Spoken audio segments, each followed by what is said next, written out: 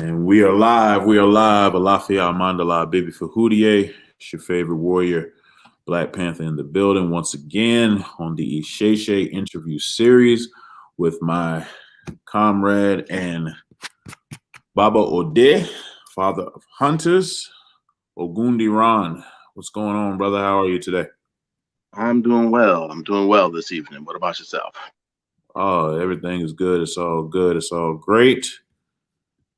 Bok Bodara. Thank you all for tuning in.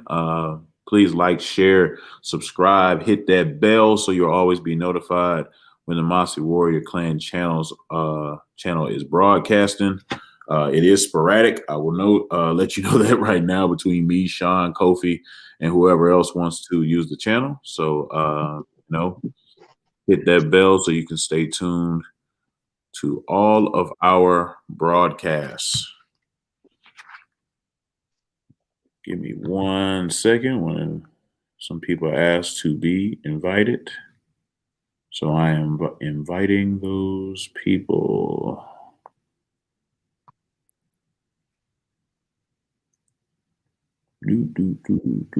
How's the weather over there, Baba? Y'all getting some rain? Oh no. Yesterday and the day before that, I guess we had that tropical storm come through. It's pretty nice outside actually. The sun's getting ready to set right now. Got kids at the park. Awesome. That's cool. Well, no need of delaying what's going on. I'm sure everybody will trickle in, but for those of you that are listening, we're going over scams, schemes, and terminology from an Isheshe perspective. There's a lot of things going on in the Orisa community that we felt like that we should give a discussion towards. And at the top of the list, we will start talking about Eshu Ija or Eshu Aseta. Baba, what are your thoughts on these particular things being made and sold out of Nigeria right now? Well, it really depends on whether they're actually Eshu Ija, Eshu Ashetas, or Eshu Iranshes. Typically, you're looking at those type of issues that typically are used for fighting or used for some type of defense. I have really no issue with them as long as they're made correctly from an Isheshe point of view. And there's not an exact one way. There's several ways to make these things, but as long as they're done through a traditional perspective, What's the current problem that you see? Are they not being made from a traditional perspective, or what's going on? Well, the current problem that I have seen up on the internet is they are using an Nkesi Nkosi, or using the design of Nkesi Nkosi from the Congo, and kind of having wood carvers kind of model them after them, and then trying to sell this off as some type of fighting Eshu. Is what I typically see. I've even seen this carry as far as getting a statue of Eshu made and then driving a bunch of nails into it.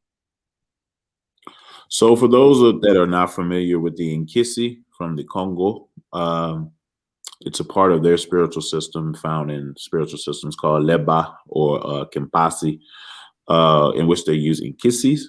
Nkisis are they're basically used for various works in the Congolese traditions. And what is happening and what Ogundiran is alluding to is the Nkisi in Kondi are being used in parts of southwestern Nigeria to masquerade as what would be called Eshu Ija or Eshu Aseta. And people are getting scammed. People are getting taken advantage of because they don't know the difference. They don't know the questions to ask. So I'm going to show a picture of Eshu. I'm sorry, of a Inkisi Nkonde or Nkondi, and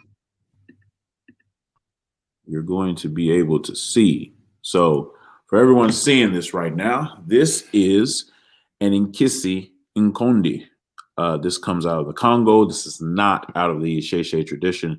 Notice the nails and the spikes driven into his skin for spiritual purposes.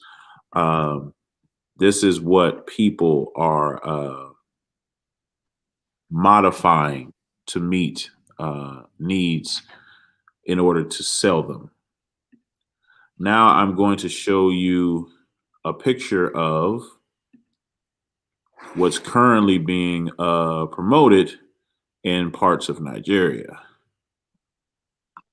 And you can see how this is totally different. And this is, nails being driven in, carvings to represent or try to represent and actually misrepresenting, a form of Eshu. I believe that they tried to pass this off as an Eshu Ija. They even pour palm oil over it. Typically, when they do this, it's going to be any type of like fighting Eshu or any Eshu that is used to any type of like defensive work or offensive work. They will try to use these. And one more hand, typically they do it with the ones that have the spear in the hand. I've actually never seen one without a spear in their hand as far as what they're trying to pass off as an Eshu Ija or an Eshu Asheta or even sometimes like an Eshu Iranche. Right. So let me also share another picture so you'll have a full range of what's going on. As you can see, the one on the right with the nails in it, and you can even see from the title here, it's Eshu. They're passing off as a Eshu Aseta, and you can see a spear here as well. So this is some of the scam work coming out of southwestern Nigeria, unfortunately. And as Baba Ogundiran was saying earlier, these are not Eshus at all. They are trying to pass them off as such, but you can see the Inkisi, reference as you can see the nails in the carvings. So unfortunately, that's one of the things that people don't know about that you can get scammed in, unfortunately. And we had to bring that to the people's attention because unfortunately that's what happens. Baba, can you also tell us about the Shigidi scam that's going on?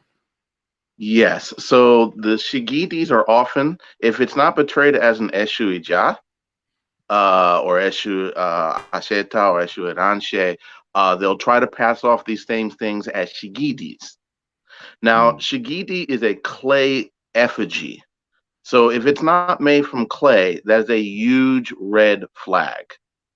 So Shigidis are clay effigies that are typically it's from the torso up, or it could be the whole body. Just depends on what type of shigidi it is. There are different types of medical work, or they're made for different purposes.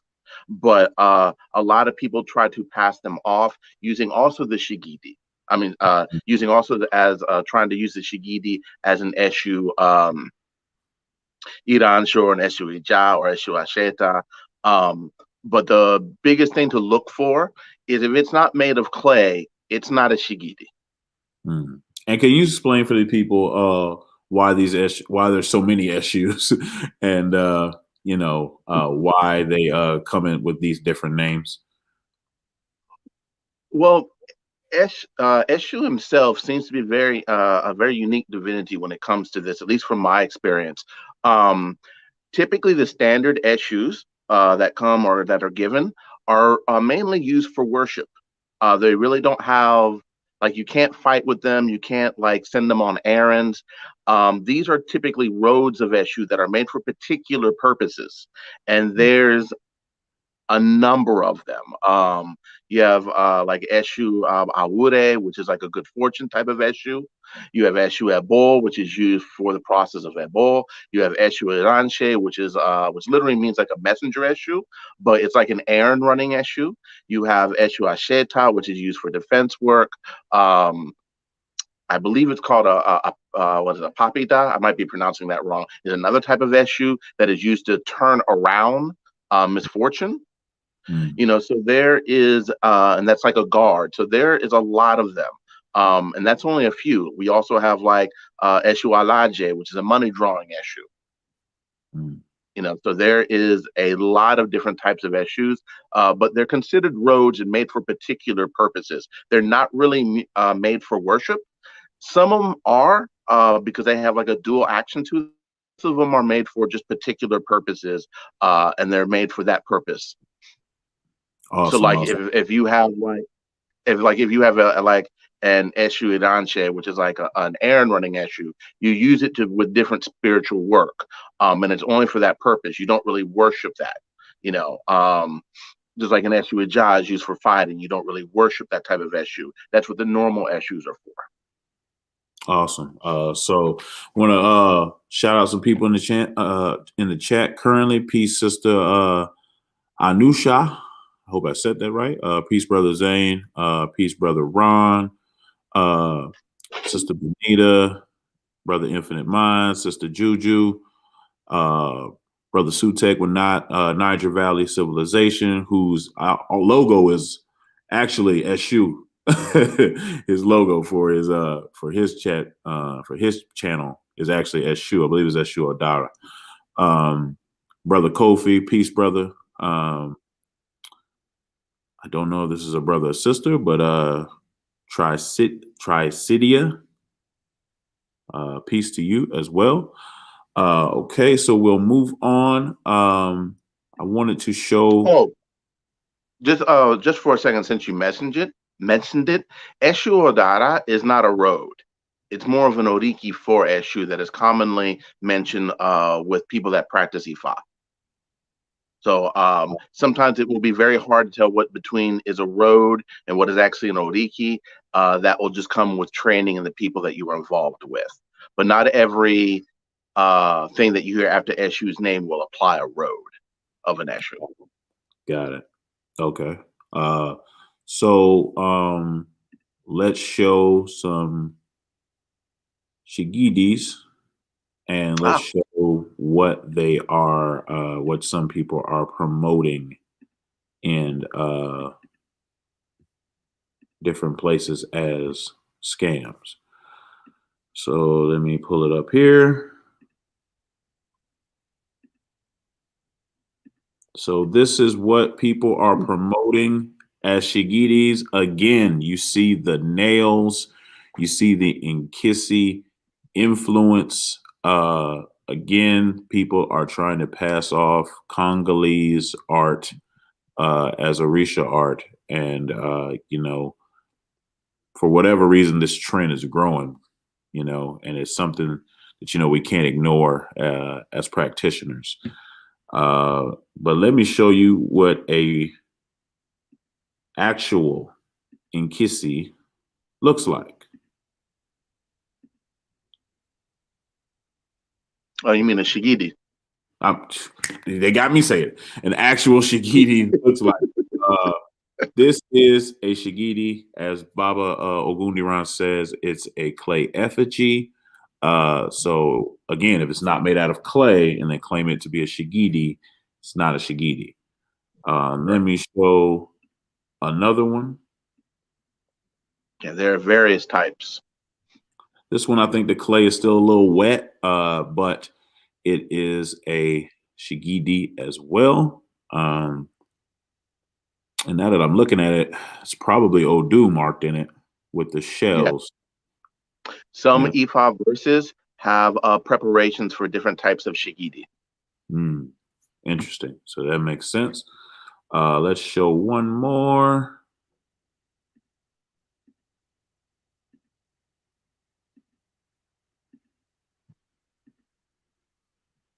and this is another one. So the common theme is they're made out of clay. Shigidis are made out of clay. Do not get scammed. Do not let someone show you a shigidi or an eshu with nails in it and try to, get you to pay crazy amounts of money because they say that they're, valuable or whatever. So if that's the purpose of this show. Don't get scammed, folks. There's a lot out there, but if you want things a certain way, my line's always open. You can ask me questions. You ask Ogundiran questions. So that's the purpose of this show.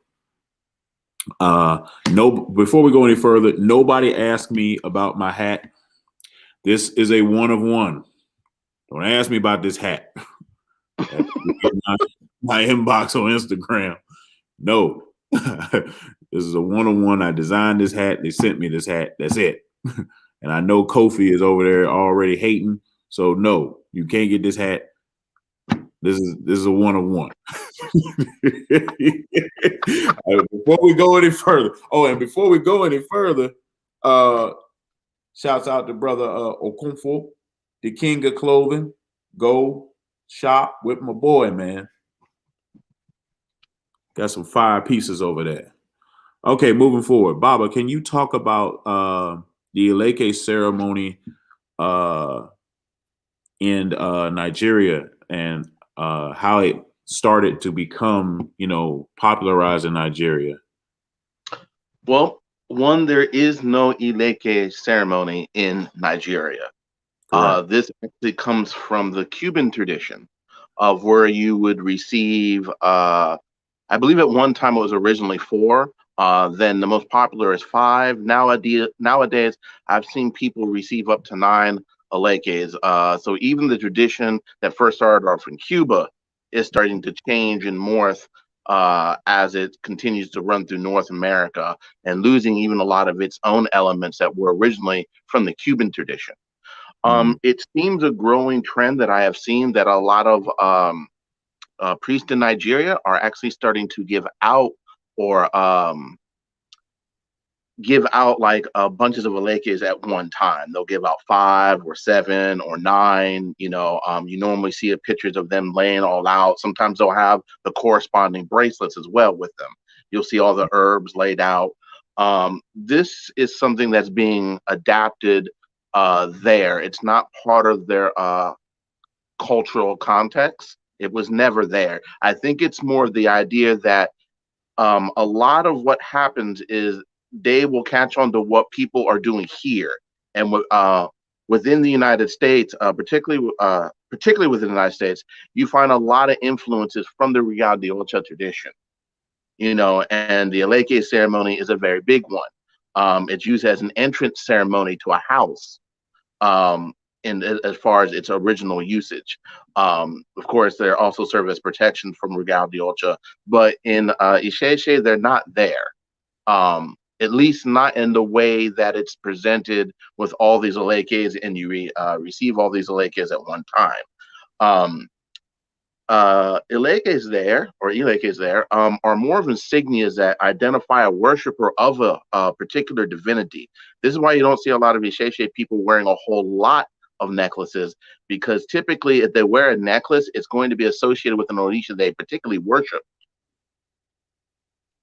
So though there are some there's always exceptions to every rule. Like Babalaos can wear any type of necklaces.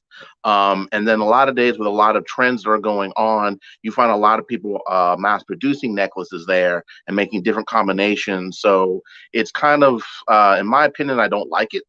There was once a time where Elekes looked like Elekes. Now they're kind of, in my opinion, looking like costume jewelry. All types of charms and crystals and rhinestones. It's just, to me personally, it's getting out of hand. But that's just my opinion. But as far as the ceremony itself, where you are bathed and you receive 4 to 5 Elekes, they typically are Eshu, Shango, Yemonja, Obatala, and Ashun. And there's like I said, this is an entrance ceremony. It's actually based off the Catholic baptism. So you're actually entering into a house.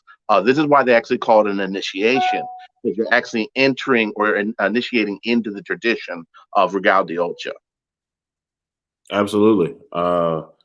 And that's an important piece for people that do not know that. And I put what Brother Niger Valley Civilization, Brother Sutek, put down here for a reason. They're going to give people what they want. If you go to most places in Nigeria and tell them, I want my Lekes, I want my, warriors, they not going to tell you that they don't do that. They just going to give you what you want. It takes somebody else, that's really strict and has integrity to tell you, no, I don't do that. But for the most part, there are going to be some people that say, okay, and they're not going to correct you. So that's why it's important to study and know exactly, what tradition you want to practice. That actually segues away into another thing. So I've found through my own research and just going through the internet that there are some people in Nigeria that will do things even if you do not ask, just because of what is popular here. They won't necessarily make any or say anything about it. One of the things I have found is here in North America, and this might be throughout the diaspora, not here, but particularly in North America, we have this thing about blood, and everything should be drenched in blood, and blood is powerful. And it's just taken to extremes that are, at least in my opinion, are ridiculous. And there are some things that they do there that don't make any sense when they drape it in blood. There are some Orisha that are not supposed to be draped in blood.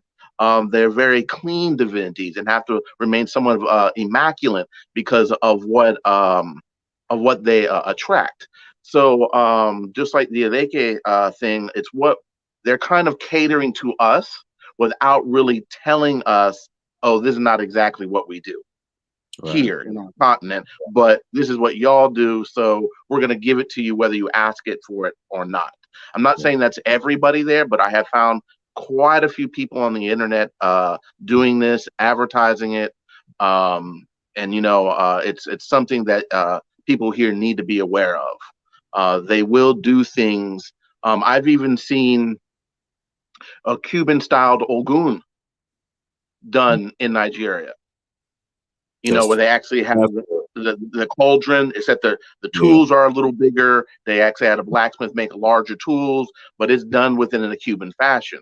At least in Isheshe, Ogun doesn't go inside of a receptacle. So, it's, and I'm sure this person didn't say anything. But then on top of that, you do have people that ask for certain things. And, they're willing to oblige a lot of times, what you ask for. Because in the end, a lot of it, it comes down to money, unfortunately.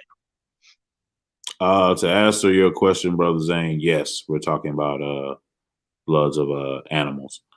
I have to ask you this question before we go forward. So how do you spell Eleke? Oh, it's not spelled with an E. I'll say that. There's a lot of people that are spelling it with an E. It's actually spelled with an I. Particularly the rest of the word is spelled correctly, but it is spelled with an I. It's Ileke. Yes, it's Ileke. It's spelled, and I believe it's a dot under both of the E's, and I think it's all low tones, if my memory serves me correctly. I have no idea what the tones are on Eleke. I'd have to look that up. I think it's all low. But yeah, Eleke is spelled with an I. When you see it with the E, that's more likely, the Spanish, version or Spanish influence, where people put the E's. Hold on. Somebody's in here. Okay. I'm gonna put this up so you can see it. What about this short? Try to sneak in here. Greetings, Oloye. So the Cuban styled Osun. This is well, first of all, let's start with this. It's Osun and has nothing to do with Oshun, as I've seen a lot of people associate that object. It's a small object. It's about, I don't know, about 6, 8 inches high, has a rooster on top of it with bells. This is the Osun they give out in the Cuban system of Regal de Ocha. It is typically given out when you receive what they call the warriors, which is another thing that isn't in Isheshe. There's no such things of warriors in Isheshe. But it's supposed to represent the Osuni Fa. But from my knowledge and my understanding, it's actually crossed between the Osuni Fa and sometimes has something associated with Osign, at least from my studying. But it's been a long time since I've really looked into that. But that small rooster is something that's part of the Cuban tradition. And like I said, it's normally received with the warriors, and it has nothing to do with Isheshe.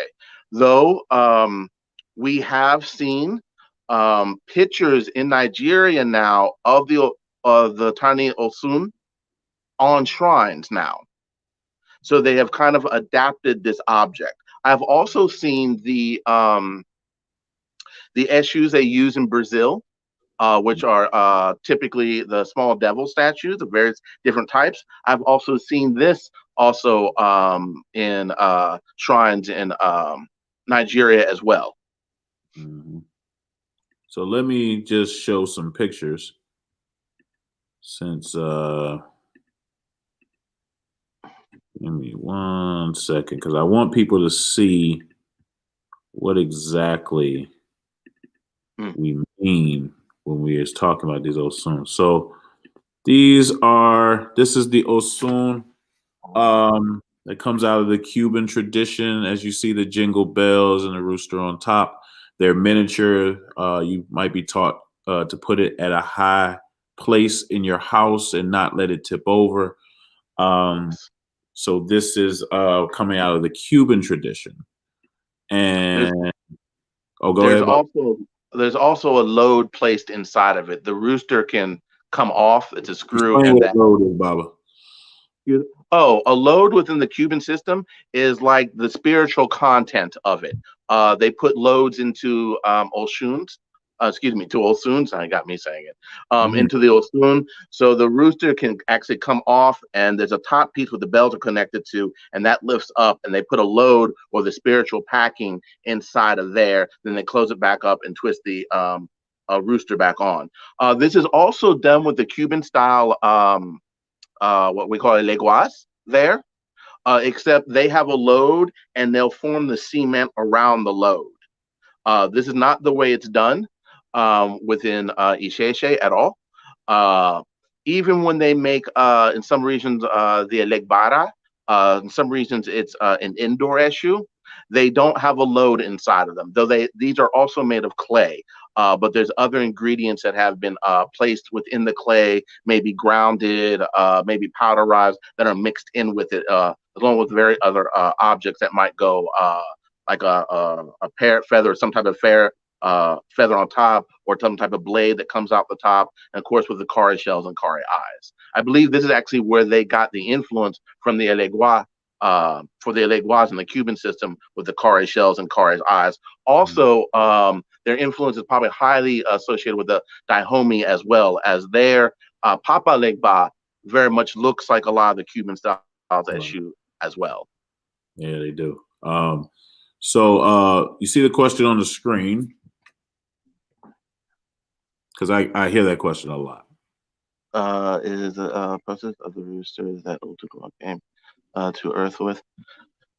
If you're referring to the creation story, I don't believe it was a rooster. It was a 5-toed hen. But a lot of literature says rooster for some reason today. So I understand why he asked. I will say there is a staff, I think it's in Ile Ife, that does depict what looks like a rooster on top of it. So I'm not quite sure what that staff represents. I'm not very versed in Oduduwa. You mean his statue Oduduwa, where he has that the one in Ile Ife? Yeah, the big wooden carving of it. Yeah, Yeah, that's it. because I think that's a rooster on that. But like I said, I don't know very much about Oduduwa to really speak on that. But from the creation store, it's a five-toed hen. So let me show people what the Isheshe version of that staff looks like. Oh, it's much taller. And it's that. Here's one. Here's one made. And yes, like Baba Ogundiran said, it's much taller. It is a Opa Ifa, Osunifa, a Babalawo's walking stick. So you will see it's very long, and you can't just put this at a high place in your house. It would actually go outside of your house, mostly by the front door to guard the awo or babalawo inside. So that is a big difference. You wanted to say something else, Baba?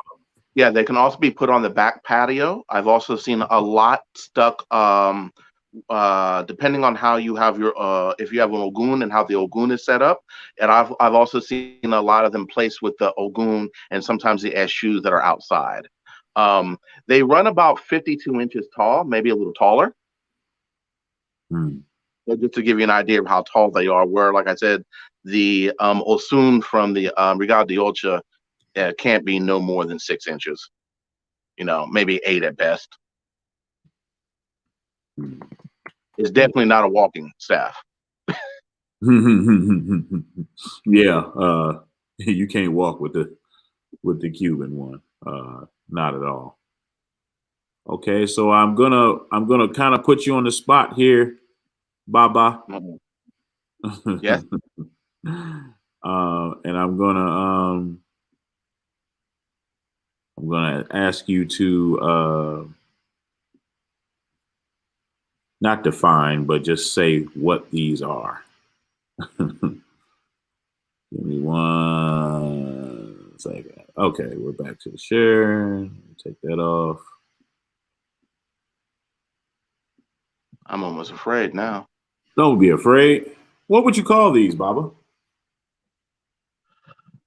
Okay. Now I know why you asked me. Okay, so this really depends on how you want to look at these. So most people would call these ilekes, but ilekes mean beads. So it's not wrong, but they also can be called ide, which most people here in the diaspora will take ide as a bracelet. But the word can actually mean bracelet, necklace, or anklet. Mm. So if someone says, "Where's your ide?" It's not necessarily talking about a bracelet. Where a lot of people refer to their ide, it has to do with uh, what their with the Ifa bracelet is where you hear most of it. Right. And just as a side note, each one of those necklaces actually has a name that Mm-hmm. goes along with the necklace itself.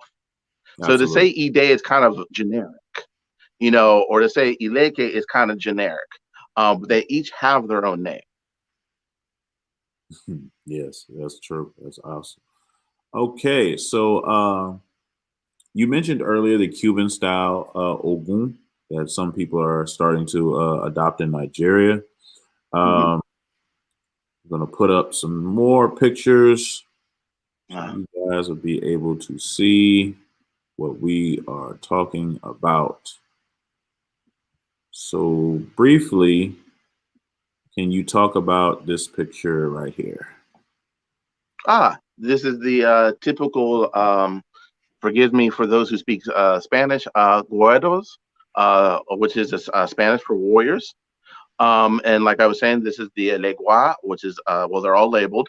The Osun on the left, and the Ogun and Oshosi, that the Ofa or the bow and arrow that is actually inside the pot or the cauldron for Ogun in the Cuban system.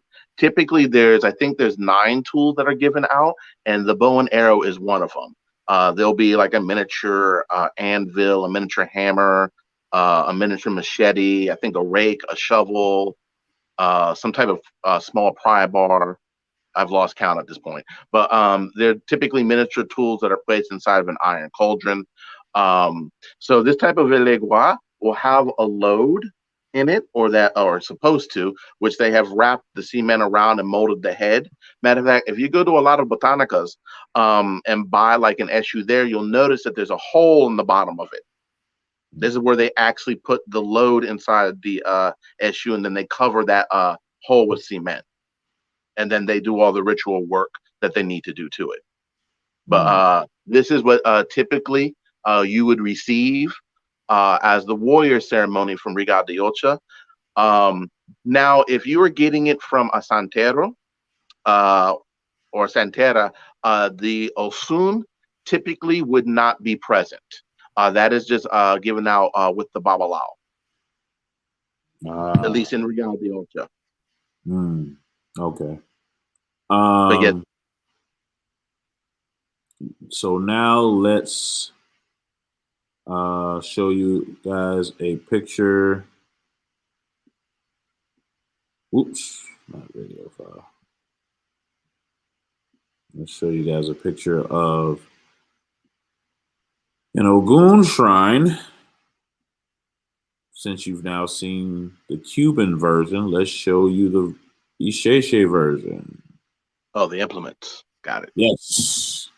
Yes. All right. So I'm not going to get in deeply, but yes, these are the implements that are typically given out with Ogun. Now, this is not across the board everywhere in Nigeria, but there are a lot of places that this is what you will see as far as what they give out, particularly the two staves, the stone. There's a piece of yangi right there on your right next to the what looks like a pair of pliers, or what they would consider tongs for blacksmithing, which represents a shoe. Now, you will definitely receive a chain. Typically comes with it. The tongs, the hoe blade, and the traditional hammer. These tools may change. They're not really consistent. Typically, that I've seen is typically the two pillars, the two stones, a chain, and an iron ofa or bow and arrow. But it can be typically the chain is given with it as a part of the complement. Awesome. But these are typically what's given out, or sometimes, like I said, the iron implements. The staffs will always be there. The stones will always be there. The chain is typically there, but some of the other iron implements may be there, may not be there, depending on the person who's giving it out. Also, depending on how much that you pay for it, because typically extra items made by a blacksmith is going to cost you more. You know. And where are these items put? Are they put in a pot, or where are they put in? Okay, good question. So the two pillars are typically stuck in the ground, though you may see them with like a plate on the bottom of it sometimes. This is more to help it stand up. A lot of times they're not put on their level, so very rarely have I ever seen one with a plate actually stand up straight. But typically they're stuck in the ground. And the stone is also placed on the ground. So is the yangi and the other iron objects. They're all placed in very close proximity of each other. The yangi may be a little further apart from it, but not so.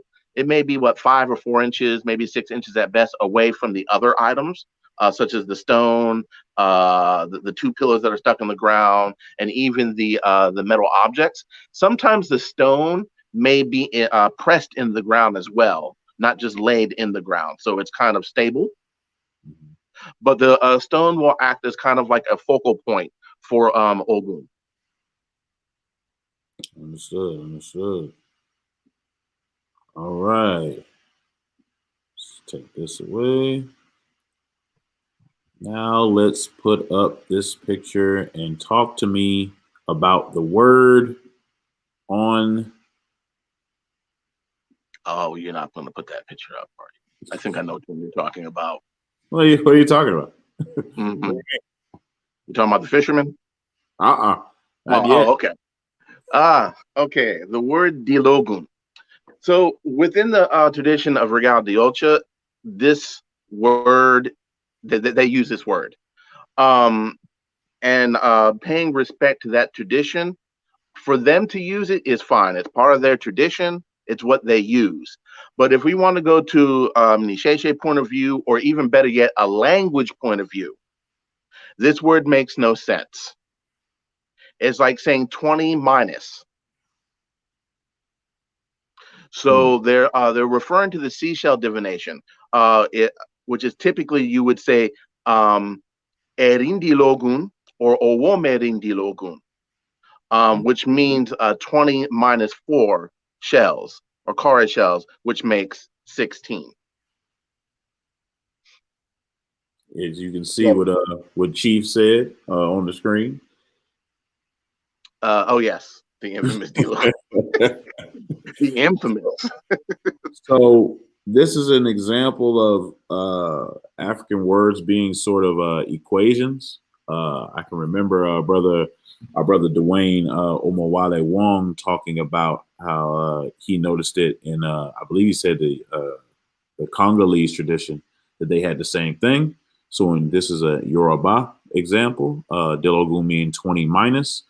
And when you add the appropriate prefix, you get the appropriate equation to get 16, which is the number of shells that people use when dividing in that system. So this is an example of that. But as Baba was saying, you will hear people just say Dilogun. And from an Isheshe perspective, that doesn't, you're not completing the equation. Let's just put it that way. And even from a language point of view, just the language itself, it doesn't, it's just not correct. Just also a thing to point out that 16 Kare shell divination isn't the only type of seashell divination they have. There's 3 shell divination, there's 4 shell divination, there's 8 shell divination, and I'm not sure, but I think there's a 12, but I'm not absolutely sure. But the 8, the 4, and the 3, there are, and it's not to be equivalated with the kola nut divination. 4 low kola nut divination and 4 Kare shell divination are actually 2 different things. So, Baba, you'll hear a lot of people say, well, I'm loud. I must be a Omo Shango, or I'm pretty. I must be a Omo Ashun, or I like to be in water. I must be a Omo Yemo Ja. So, and then they'll say things like, I'm an Aries, so I must be Shango, or I'm a Cancer, I must be Ogun. Can you talk about the zodiac type of perspective, and does it apply in Isheshe? Well, this is going to be a very short conversation. No, the zodiac has nothing to do with Orisha whatsoever. You didn't give me nothing, man. I said all that. You said all that to a very short answer. Nothing. No. There's no need to go any further than that. It has nothing to do with it. You're talking about 2 different cultures to begin with. No, it has nothing to do with it. Anyone who says otherwise is either lying to you, lying to themselves, or doesn't know any better, or does know better and just trying to equivalate everything under the moon with Orisha, which is also another common practice. We have Reiki that's associated with Orisha with some people. We have aromatherapy. I've seen it all. It's just ridiculous. Oh man. Yeah. Now, as far as the attributes are concerned, this personally is it's a pet peeve of mine, because people take it way too far. Often when people say I'm loud, I'm Shango, I was like, do you realize that loud and arrogant is what caused him to leave the earth? Or some sort of say that to hang himself from a tree, then they get quiet.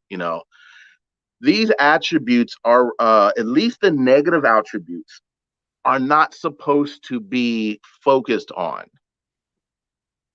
But sometimes when you get initiated, or even before then, particularly when you are initiated, you're supposed to focus on the better qualities of that Orisha and try to mold it to your necessary personality or who you are. Such as like with Ifa, you have this thing with Iwa Pele, this gentle character or this humble disposition.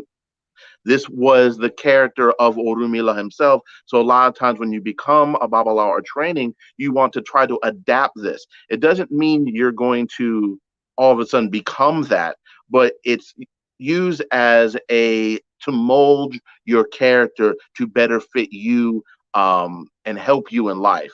Just like people that are Ogun a lot of times, they're taught to be very direct and forward, and it helps at least they're not really taught to try to scheme people or try to be clever. Typically it should be like a very straightforward, like Ogun is. So these characteristics, particularly the bad ones, should not be focused on at all. Now, that's not to say if you do have characteristics of an Orisha that you are or not that Orisha, or that Orisha is the best for you or not. That's really left up to an oracle. Sometimes it does apply, sometimes it doesn't. Understood. So let me share another picture. I believe, Ogundiran, this is your favorite. Ogundiran, who is this? I don't know who that is. Don't do that. You see who this is. All right, so Inle is well, first of all, the correct name is Erinle. And he's a hunting divinity within the Yoruba culture. He's also a river divinity. I believe the river is by his same name. I believe it's a tributary of the Oshun River, but I'm not sure. I'm hoping my memory is serving me correct. But he's definitely a river divinity, and he's a hunting divinity. But in Cuba, they call him Inle. And if I remember correctly on this, you can't initiate directly into Inle. You actually have to go through Yemonja within the Cuban system to actually, I guess, receive or be initiated to Inle. You have to go through Yemonja. I'm not quite sure why that is. Yeah, but that's basically all I have to say about that. He's a hunting divinity though, and has a very close relationship with Ogun as well. From my understanding, when you receive Irenle, there's actually a small kind of something that comes with him that represents Ogun because of their close relationship. It's all great and well and good, Baba, but even from the Cuban tradition, can you explain the presentation of this figurine? Well, I'm assuming. If anyone's out there that's in Regal de Ocha, can help me out here. But I'm assuming Well, you're shaking your head. no help. I'm assuming the fish are there because he's a river divinity. I guess that would, and I guess the spear would be there because of spear fishing. I'm assuming that's why it's there. The little that I'm just now noticing, I think the elegua that is at his feet. Oh, we know why that's there. They right. Everywhere. Now the golden serpent around him, I'm clueless. Okay. I'm baffled. I don't know why the golden serpent is around him. He's a hunting divinity and a river divinity? Yes. So he's both. Okay. Maybe he hunts fish? Maybe? No, he's known as a regular hunter, like to hunt game. He might fish. Oh. I'm not saying that he doesn't. Because I wasn't what was in his left hand, that harpoon. Maybe I was thinking, maybe he hunted fish. If he's using that, he should be hunting some pretty bigger fish than what he's carrying. What he carrying? Some sharks, some whales, maybe. Right. All right. But yeah, I'm not quite sure, but he is definitely a hunting divinity. And I know he hunts game, and he's also a river divinity. Okay. Makes sense. For those that don't understand that some hunting divinities are associated with rivers. Baba, we have another picture here. Who is this? Well, in the Brazilian tradition, this is a molu, which would be equivalent to Obaluaye. But this image is kind of misleading because within the Yoruba culture, from my understanding, Obaluaye, or in Cuba, a lot of times what they call him Saint Lazaro, or sometimes they'll use the term Babaluaye instead of Obaluaye. They're all Yoruba words. Omolu is also another Yoruba word. So it's not like they're, except for Saint Lazarus. But I believe it's either raffia that's on him, is not used within the Isheshe tradition for Obaluaye. I think this more comes from the Dahomey, where you see the raffia and him covered in raffia like that. But it's definitely not from the Isheshe perspective. Does West African voodoo have this divinity? Yeah, I believe it's Shapan. No, that's it starts with an S. Yeah, they do have Chapanya. You're right. Yeah. You're right. Now the tool that's in his, what's that? The left hand, it's called a shashara. And it's a type of broom. They do have this within the Isheshe. Now the crook, yeah, probably not. Okay. Also, within the Cuban system, what is interesting is normally when you see people get possessed by him in the Cuban system, they tend to crawl around on the floor, act like they're in pain. This is not the same within the Isheshe at all. He's like a warrior divinity, actually a very feared warrior divinity.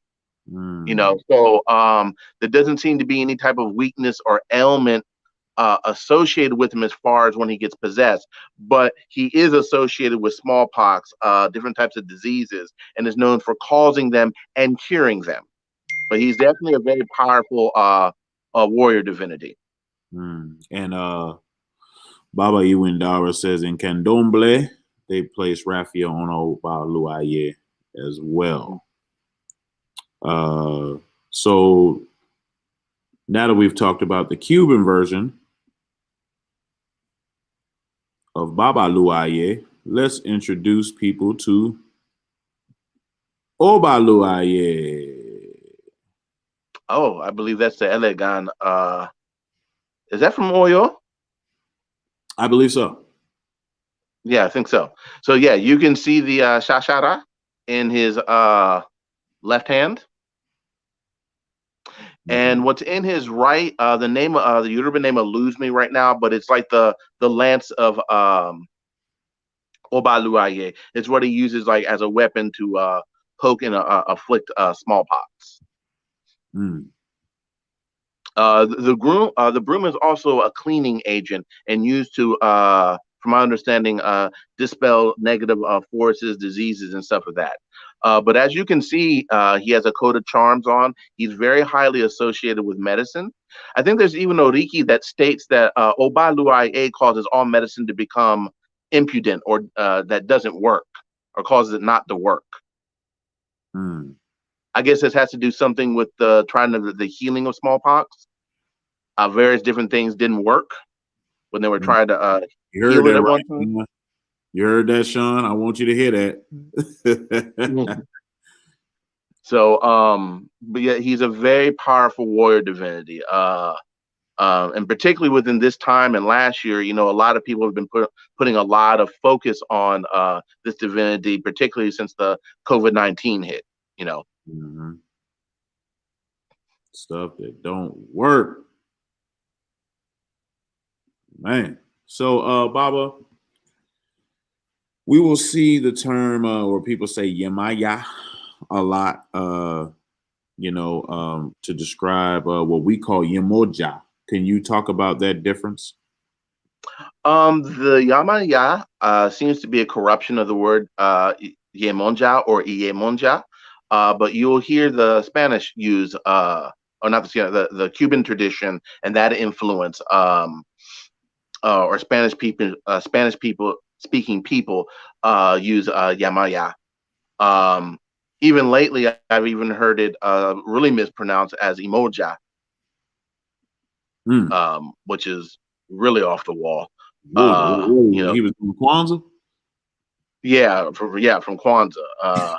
There's a young man with a video out that's actually kind of relating the Odisha to different zodiac signs, and he does not do a very good job with name pronunciation. Matter of fact, it's almost comical. Matter of fact, it is comical. So, Hmm. but the name you can either say is Yemonja or Iyemonja, which is broken down into three words, which is Iye, Omo, and Eja, mother, children, and fish. The mother whose children are fish. This is why a lot of times you might see Yemonja depicted with a lower body of a fish. It's not that she is a mermaid, Oh, I'm though glad you said it. a lot of this imagery has come up and now has been kind of associated with it and has taken, I guess, a little bit of root and hold in the culture. But originally, I do not think this was the idea. It was more that derived from her name and saying that she's the mother of fish, which her name implies. Man, I'm glad you said it. Glad you reminded me. Having this talk in various with various people about the mermaids and they're popping up in Yoruba culture, and there are a few theories out there. They're called Omo Eja today, but there's some theories that they got them from European seafarers. There's other theories, that they got them from the Indian imagery. There's other theories that say that they got influenced by other groups within, Africa that draw mermaids to include, our brothers in Voodoo and, our brothers in the Khoisan amongst the rocks, but or even Dogon with Nomo, but you know, The old Edo Kingdom you can put in there too, but I don't think that was the purpose of them trying to right. predict a mermaid. Uh, but you know what I'm talking about, the fish-tailed king.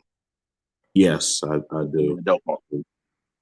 Apparently, I look like someone named Vince Staples on steroids. I have no idea who Vince Staples is. If somebody could tell me who Vince Staples is, I would. I guess I'll look him up. What Pure On Black says steroids. I look like, yeah, I says I look like Vince Staples on a roid binge.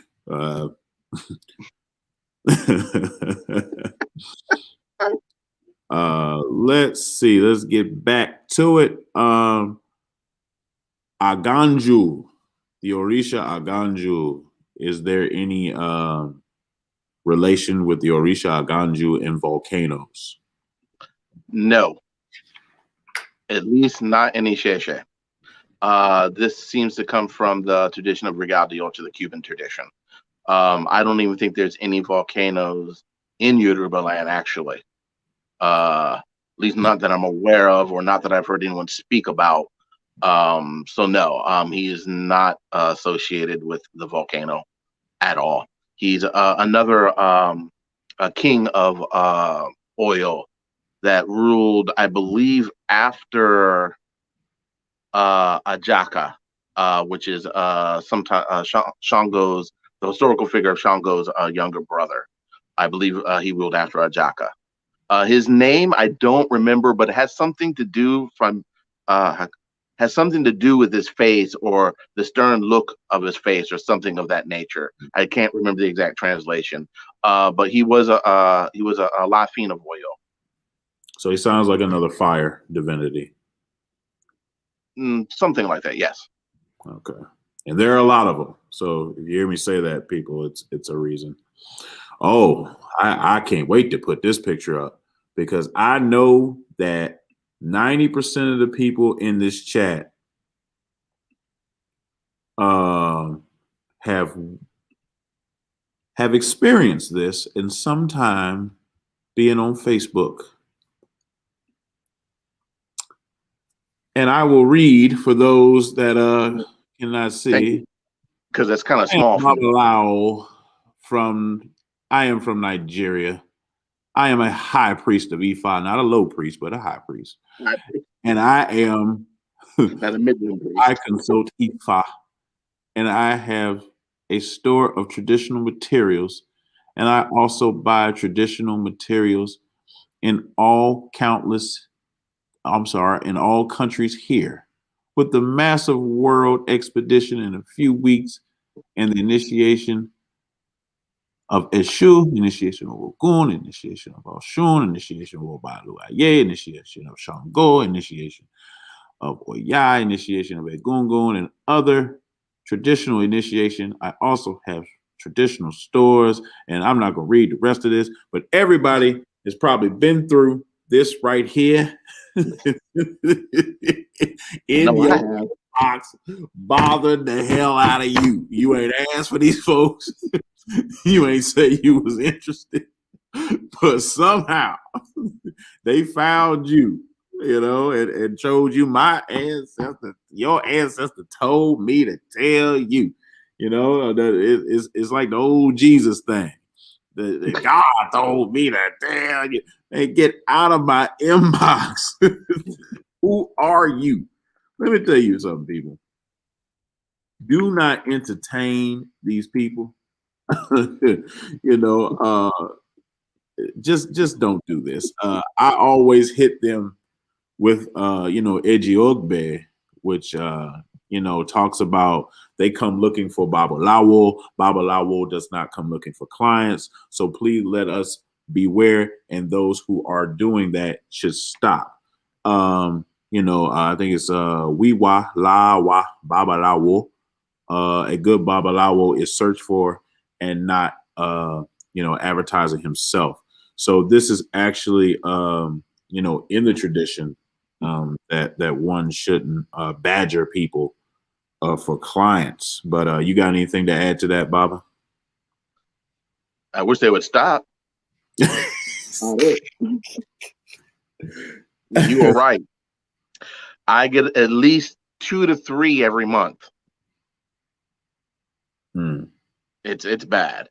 I don't get it anymore, thankfully. And now that I say that, but I don't get it.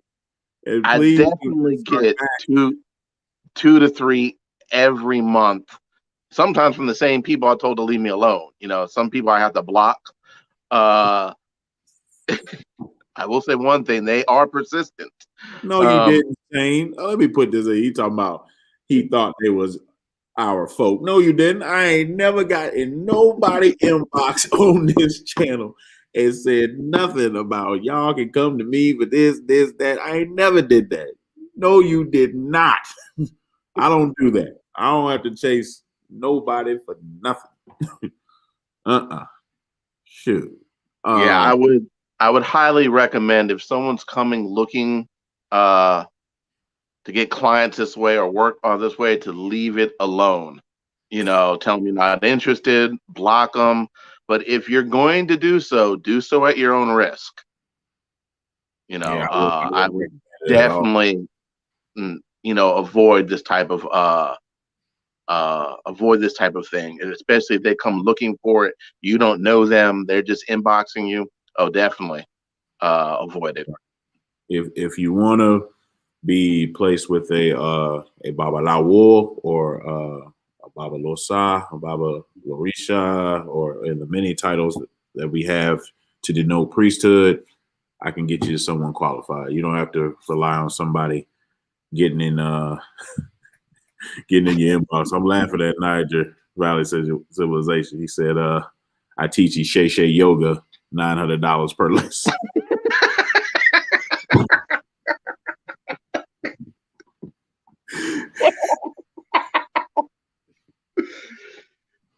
You know what that actually reminds me of the thing we talked about the other day with the rainbow and the chakras. Oh man. I had a dunce moment Uh, what does Oshumare's name mean? Rainbow. Oh shit. And for since we're talking about it, no, chakras have nothing to do with Oshumare. The colors that you see on chakras were added in the 1800s and then printed in the 1970s. Traditionally, rainbow colors have nothing to do with the chakra system, or can you find them on the reliefs in India amongst the chakra paraphernalia? So has nothing to do with Oshumare, and it is a new age edition. For whatever reason, they wanted to use the rainbow. And the person that put it there, for those that have been studying New Age, you can probably guess who it was. It was Madame Blavatsky. So we can move on from that. Baba. Oh, just one more thing before you move on.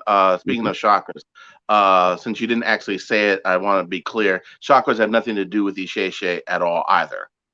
Just not with Oshumare. It's not in the culture. It's not there. It ain't there. Don't get me started on chakras because then I have to tell people that traditionally in India they didn't balance their chakras either. There's no mention of that. But we'll move on. The word adimu is often used in the diaspora as bloodless offering. But what is adimu in Isheshe? Adimu Nisheshe is actually a question that they ask during divination, whether this be Ifa divination or whether it be the Eredi Logun divination. And it's part of where we ask about Ebo. So Adimu kind of literally means to hold on tightly to or to grasp on too tightly. So it's a question we ask during the process of divination to see whether they're outside of Ebo, is there something or is there another Orisha that we should hold on to tightly outside of the Ebo? I don't want to get too much into as far as the term or where it comes in divination, but it has nothing to do with a bloodless sacrifice. Now, I have heard someone say that it might be related to a phrase that has something to do with eating. I just can't remember that conversation, but I can also say when we do use Adimu and when there's an offering that is made to an Orisha that may come in, if Adimu is mentioned, typically it is not a life force offering. It doesn't mean it can't be, but to get to that point is going to take a whole lot of castings to get there. So it's I don't want to say it's rare, but it's not common. So that might be another way that they kind of got it mixed up. That they thought that it wasn't a bloodless or was a bloodless offering or a non-life force offering. But that's not what it means. It really refers to holding on to some type of divinity when it comes to the divination process when we're asking whether, like in English, is it just Ebo or is there Adimu? I guess is the best way to kind of say that. Understood. Oh yeah, now we have my favorite. I can't wait to talk to y'all about these pictures. Give me a second. Yes, indeed, because y'all have been killing me with this. This right here.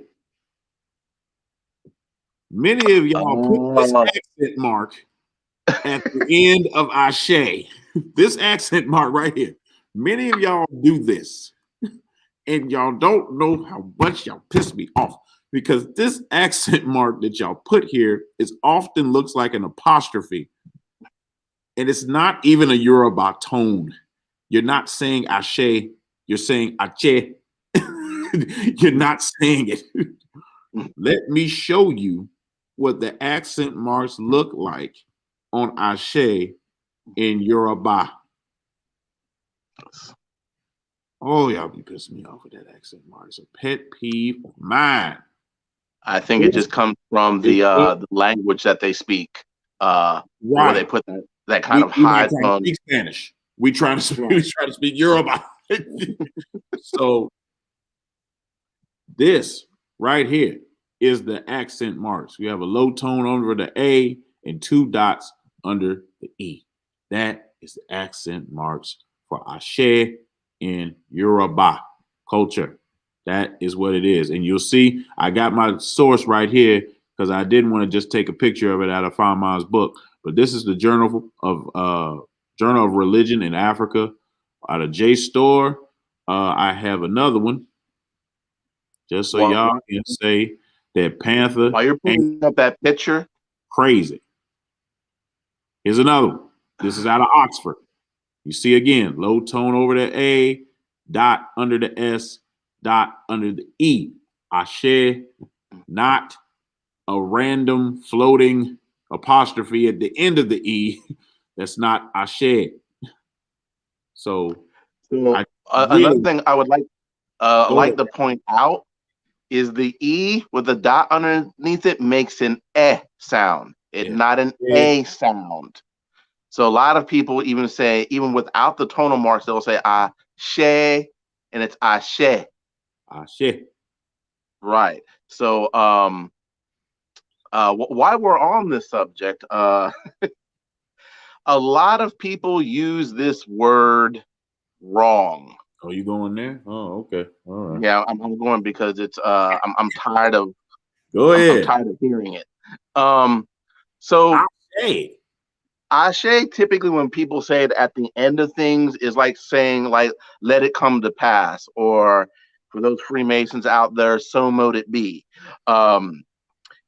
So anytime you say this word, it's denoting that whatever a person said or whatever you said to come to pass. So, and it's not just used as a word to agree with or follow after someone's words that you agree with them. So I've heard a lot of people say, you know, she got herself in trouble. She's out there, you know, doing this and that. Ashe. It's like, okay, so you want that action to continue happening. I've seen it in so many ways that it's people don't really get it. Now, if someone says, you know, may he live long, Ashe, that would make sense. Right. But if you're trying to say, yeah, my friend got into a car wreck, Ashe, it's like, what? No. So for those who are out there, be mindful of how you use this word. No. And specifically and with I'm something sure you want to come to pass, don't use it like amen in the church, you know, like you can say yes, right, like Benny, you know, like everything I say, say Ashe, like okay, like not in church, you know. So yeah, it's just something to for those that like saying it after everything in normal conversation. Just be mindful that a lot of times, you know, you may be wishing those ill wills of that person or what they're mentioning back on themselves or on you. You know, and it just should not be used that way. And you see on the screen, I've been on people. So thank you for adjusting your speech and language. Yes. This would be off. Oh, while we're on that one, I don't know if this was one of the words. We can always talk about Alafia. Ew, you gonna do this? That one's gonna be.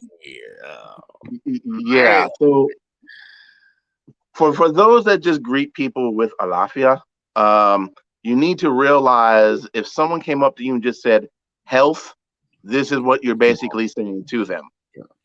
You just got off. So I know this is going to be hard for a lot of people because I know a lot of people out there greet each other with just Alafia and they use it kind of like peace. But the word doesn't mean peace. It means health or implying good health. So if you were going to say She Alafiani, this would make more sense than just walking up to someone and saying Alafia, because it would be walking up to someone in English and basically saying health. Yeah. I just wanted to throw that because that's another word I hear all the time that is not really used correctly. We're gonna tell them Alafia is not Yoruba. Whoops. Oh, Maybe next time. the word Alafi is derived from an Arabic word, but it's been assimilated into their culture that it's now become part of their language. But yes, there are its roots lie in Arabic. Right. And for people who are wondering why, I refer you to the Arab slave trade. You don't hang around people for 1,300 years and not pick up anything. So now we have Alafia. It's not the only word either. We have Adora. We have other words that came from the Arabic. Oh man, look at this. Hold on, let me put this on the screen because people will bring this up. Banga Lafia. Oh boy. I said. Anyone who's ever done any type of African dance will probably have heard that song. It don't make no sense. It It's don't make actually any not sense. all. It's not even all Yoruba. Fungi is not a Yoruba word. They just kind of mixed it. That's for another time. But Sounds good. sounds great, you know. So it is what it is. Yeah, man. Thank you all for coming out. Do we have any questions? We got about 10 minutes. Do we have any questions in the chat? This is the question hour. I may need to start a shrine soon to educate the uneducated. I got plenty of shrines, but if you're talking about in the shrine in the way that some other brothers in the community have, we are creating what is called an egbe, or society for Ogun worshipers. So if you are interested in that, contact myself or contact Brother Ogundiran, and let's see what we can do. But yeah, that's what my focus is as far as things in that direction. Some of y'all are crazy. So y'all telling me Umar Johnson been saying this Ashe incorrect. It's a lot of things he says incorrectly and does, but that's whatever. Do I have to pay $4,500? No, you do not. No, you do not. But if you want to give me $4,500, but briefly, Ogundiran does give classes out. No, they're not $4,500. But if you want to take classes, he does teach classes on certain divinities. Now, initiation is a different thing. But that's something different. If you want to get to that point, you do not have to get initiated to anything. Don't let people tell you that it's like that without explanation. But if you want to take classes, you can take classes from Baba Ogundiran. How do I get one of those dope West African names? How much do they cost? A name should not cost you anything. The ceremony should, but not the name. Ceremony. The ceremony. Just to make that clear. And that depends upon who would be doing it. Shouldn't be that much. How much would you for a naming ceremony for one person? For one person, actually, I'm not sure. I mean, it's not a hard ceremony, but there's a lot that goes with it, as far as items. But it's not a extremely difficult ceremony. I don't know personally. See, I've never really done one by itself. I've always done one in conjunction of something else. Well, no. When I mean, like, if someone gets accepted to the shrine, then giving them a name to go with that. But the actual naming ceremony, I don't know. I'm up. It wouldn't be at least for me. It wouldn't be more than I guess like 150, 200. You got an answer. There we go. Yeah. Moving on. How does one know when they are ready for initiation into an African traditional system? I would say after you've been trained in some preliminary areas before initiation.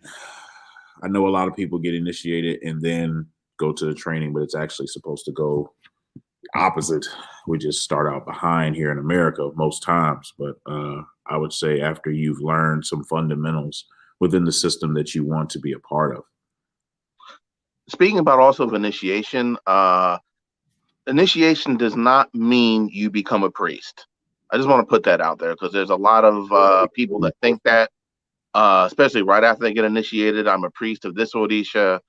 The purpose of initiation is not to become a priest of any divinity. That's not the purpose of initiation. The purpose of initiation is actually the improvement of one's life. Yep. So one would actually be, if one's looking for initiation, it should be for those lines. Now, if you want to become a priest after one is initiation, that involves much further training, um, time, energy, money spent. It's not something that immediately happens when you get initiated, and it takes years. There's a lot of training, and depending on what you want to do and the Orisha, it might be longer than others. If you wanted to get into any type of divination, like Ifa divination, 16 karat shell divination, you're going to be spending a lot of time. These are not easy things to learn. It takes a lot of discipline. Even with any Orisha, just to become a priest, there's a lot of time and a lot of long hours and a lot of memorization that you have to really. It's going to have to be something you want, and something that you are dedicated to becoming. Because if you don't, at least in the Sheshe, it's a hard road. It's not easy, and there's a lot of things you end up learning that you never thought you would ever learn when you want to become a priest because you never thought about it. You never really think about learning how to butcher animals like chickens, cut them up for cooking. You never talk about learning anatomy for a bird. There's just so many things that you just do not think about when doing this, and it sometimes it's very overwhelming. But that's not trying to steer anyone away from not. If one chooses to be a priest or one wants to become a priest, that's up to that individual. Sometimes it is recommended within divination that the person become a priest. It's still your choice. It's not like you have to do it, though there might be the reason why you want to might be a little I'm not sure whether the word is repercussion, but definitely it is your choice whether you are told to become a priest or not to become a priest. It's still your choice. Understood. Something else I do want to bring up, referring to Regal de Ocho. So in Regal de Ocho, when it comes to initiation, they tend to separate Orumila, or what they call Orula, from all other Orisha. And how this works is if you get initiated to an Orisha other than Orula first, you can get initiated to one more divinity, but it has to be Orula or Orumila. If you get initiated to Orula first, you can't get initiated to any other divinity. This is not the case in Isheshe. You can get initiated to as many divinities as you like, and as many divinities that will accept you. As me and or we already know of one person who's initiated to 6 divinities, and that's a lot of divinities. That's I'm not doing it. So Brother Sutek says, do I have to cut my 13-year-old? You see how he puts that in there to try to gain sympathy. My 13-year-old locks to be initiated. Go ahead. I'm going to say this. Just plan on doing it. And I know why you said that. There are divinities where you don't, but the chances of you getting one of those divinities is very slim. And I mean slim. So I agree with Ogundiran. If that's something you want to do, yeah, just plan on it. I'll say this: when I met Ogundiran, he had locks. Yes, I did. Yes, I did. They are now gone. Quite long too. Yeah, it's I won't like. There are some depending on divinity. There's sometimes it might come up in divination that you don't have to, but they will still cut a portion of your hair depending on the Orisha. They might have a little bald spot on top of your head, particularly if it's one of the Orisha that is the Idosu, where you actually receive the Osu. Now, there is a growing trend within the United States that I've seen, and I just want to put this out there. For those who do it, that's up to them. I'm not going to. So there is this idea of, okay, can you ask the Orisha if my hair needs to be cut?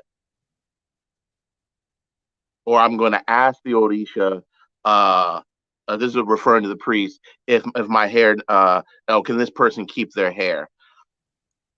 I don't particularly believe in this. Now, there are some occasions where this might be valid. So, especially when it has to do with one's deployment.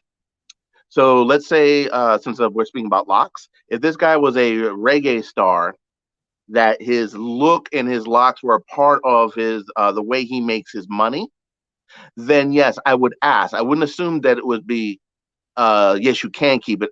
I would ask, but it had to be under these kind of circumstances because going into initiation shouldn't be coming back that now you can't make money. It would actually be the backwards in initiation. But for the most part, the cutting of one's hair has a part to do with the initiation process and does have meaning behind it. So for anyone that is trying to get in the tradition, I would just say it's going to be a sacrifice. And I know how some people are with locks. I had locks myself, though I cut them off for a different reason. I can understand how growing your hair long and then having all the work that was put in at time, and then now I got to get rid of them.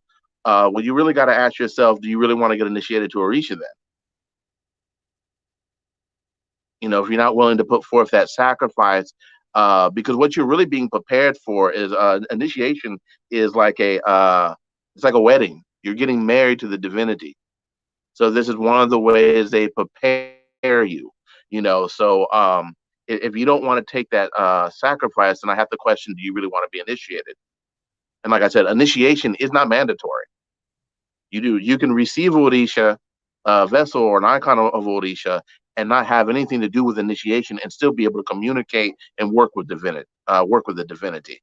So for those who are out there, don't think that you have to become initiated to be able to have an Orisha or be able to cast kola nuts. But there are a lot of things that you won't be able to do that initiation gives you the right to do as well. So, but I just want to put it out there that it shouldn't be. You shouldn't. Being initiation does not mean you cannot work or receive any type of divinity. Right. All right. Well, thank you all for coming out. Thank you all for listening. Like, share, subscribe, hit that bell for notifications. I'm your brother Blak Pantha, as always. Baba Ogundiran, you got something to say before we close out? Nope. Just look forward to our next interview. Interested to see what our topics are going to be next time around. Yeah, I got to check our list. But let's go ahead and shut it down. Thank you all for coming out, and greet you in the word of Yoruba for goodbye. Odabo. Odabo.